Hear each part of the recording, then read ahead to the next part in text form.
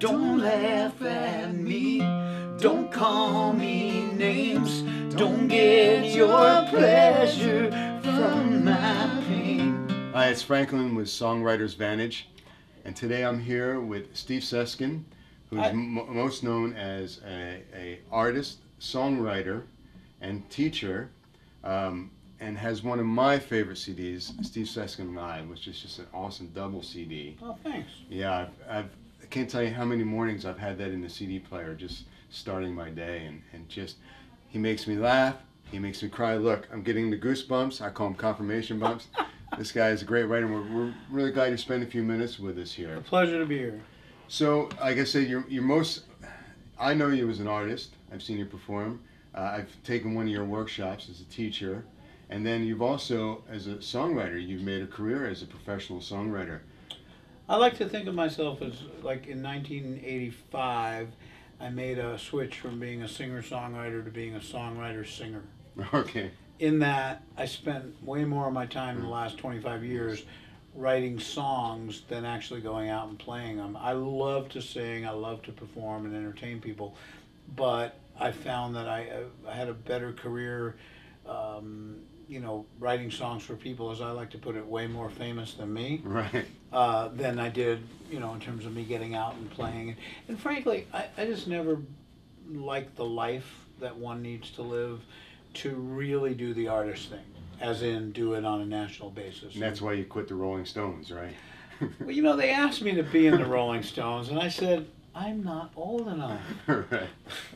People that may not be familiar with you, what are some of the songs that they've probably heard on the radio that you've written? Well, I've written a lot of songs for Nashville artists, which is funny because I don't think of myself as a country guy. I grew up in the Bronx, New York, but I started going to Nashville in 1985 and made a lot of inroads there, and they seemed to like what I do there. And Tim McGraw recorded a song of mine called Grown Men Don't Cry, and a guy named John Michael Montgomery did one called Life's a Dance, and Kenny Chesney had one out in '94 called That's All I Need to Know.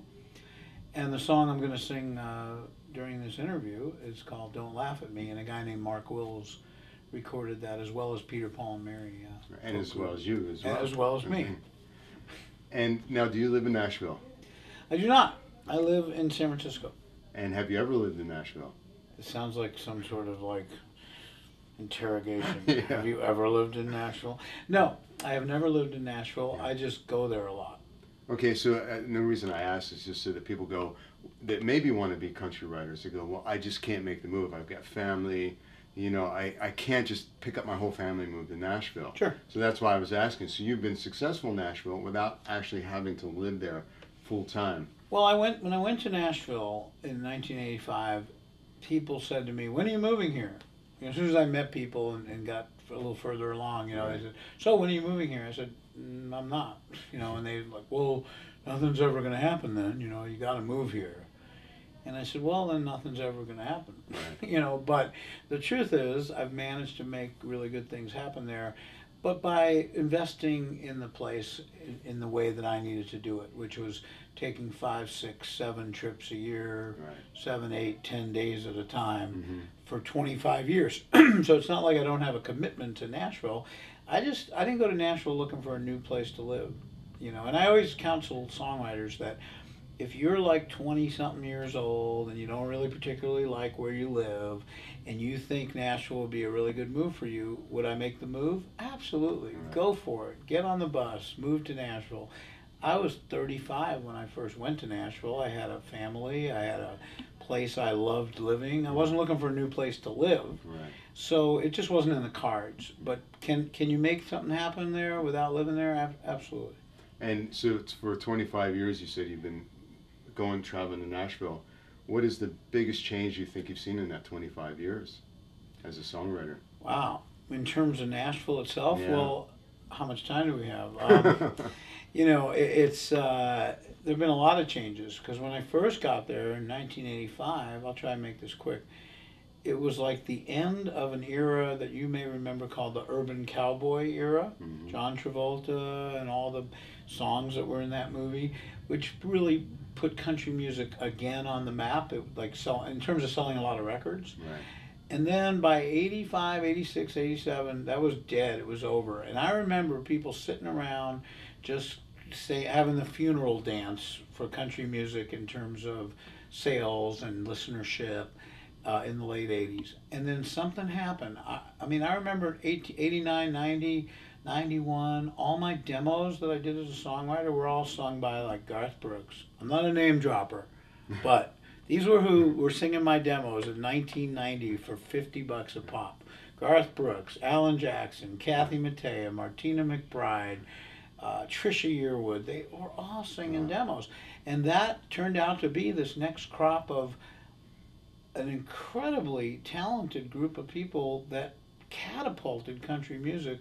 For whatever reason, I think part of it was pop was going through a certain restructuring, you know. But, you know, keep in mind, in the 90s, Garth Brooks alone sold 105 million records. And on his coattails, 50 artists sold platinum or better out of Nashville. That was unheard of. It had never happened. So let's fast forward now to the year 2001. And let's just say that's when the sales started tailing off a bit. So that's 9 years ago, it's almost 10 years ago. Now we're in another challenging time. And I don't think this is just Nashville. I think it's pop technology. music. The technology has changed. Technology is a great thing, but it's also a very problematic thing for songwriters and for the music business. We've entered an area, a time, I mean, where it's almost a singles business again. Right. A lot of people are not buying full CDs. So let's not just talk about illegal downloading being a problem. Even legal downloading is a problem. As a consumer, I think it's great that I can hear one song and go, I love this song. 99 cents. By the way, I will always buy it, not steal it.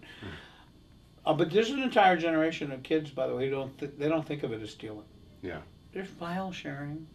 They grew up with it, you know. And it's not like, here's the deal. I get it as a consumer. It's a lot of freedom. On the other hand, for the songwriter and for the publishers and people who are trying to make a living doing this, it's really hard that people aren't buying full CDs anymore. And unfortunately, I also think it affects the songwriters, especially the ones who are trying to write songs for other artists, because it makes it a singles business, which means that it affects the writers and what they're writing.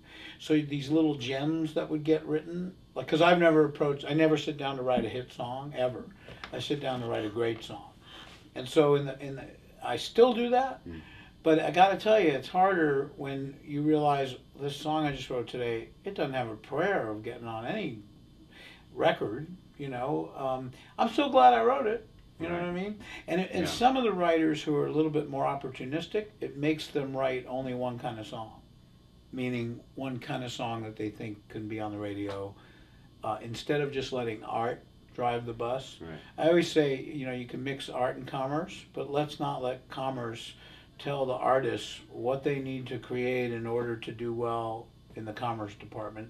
How about leaving us do what we do, and then when we're done and proud to put our name on a song, then you figure out who. And the guys in the commerce department don't even really know what's going on. They're all guessing what's going to be the next thing. They don't have a clue. Exactly. Yeah. You know, so as a writer, I just try to stay focused on my art. Writing a great song. Yeah. That's a great tip. Just write a great song. Speaking of great songs, can you play us one? Well, yeah, we were talking about this song called "Don't Laugh at Me," and this is also a good, you know, example of a song that was a #1 record. A guy named Mark Wills recorded it, but then Peter, Paul, and Mary recorded it and turned it into a character education curriculum for schools. It's in over 40,000 schools, helping to curb bullying and you know, taunting and teasing and all that stuff that goes on and isn't there a book that's out, right? There's a children's book, a picture book called by the same name. But it's just a good example of, like, the hit parade is not the only thing it's about. For us as songwriters, I think we can write songs that maybe can make some sort of difference in the world. And shouldn't songwriters feel that that's just as important in a way as having a #1 record? It may not fill your wallet the same way, but there's other currency besides money. Or it may fill your wallet the same way. Yeah. There If you you go. follow your passion and you're really of service, you know. What the old, you know, do it for the love and the money will come kind of deal. So this is called Don't Laugh at Me. I'm a little boy with glasses, the one they call the geek. A little girl who never smiles. I've got braces on my teeth, and I know how it feels to cry myself to sleep. And I'm that kid on every playground who's always chosen last. I'm the one who's slower than the others in my class. You don't have to be my friend, but is it too much to ask? Don't laugh at me, don't call me names, don't get your pleasure from my pain. In God's eyes we're all the same. Someday we'll all have perfect wings. Don't laugh at me. I'm the beggar on the corner. You've passed me on the street.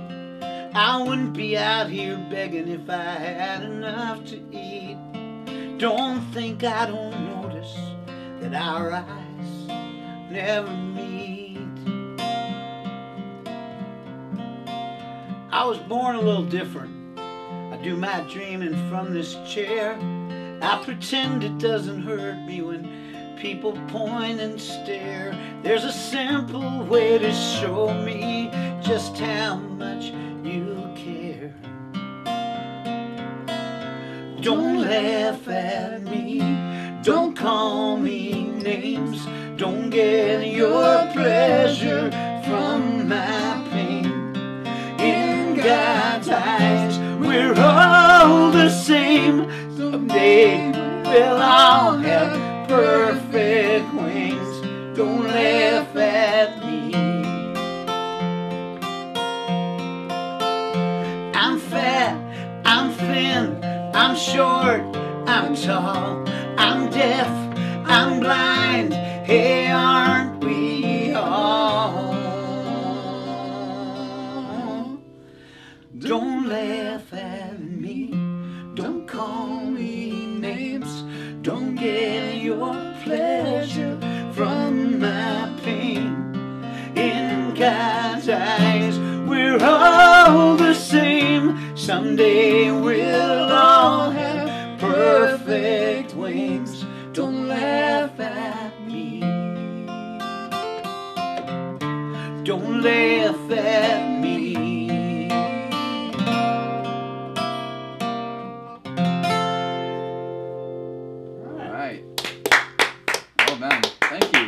Well, that was awesome, and thanks for letting Tom sit in and sing with you. You Oh, guys pleasure. sounded great together. So Yeah, really it was awesome. good singing.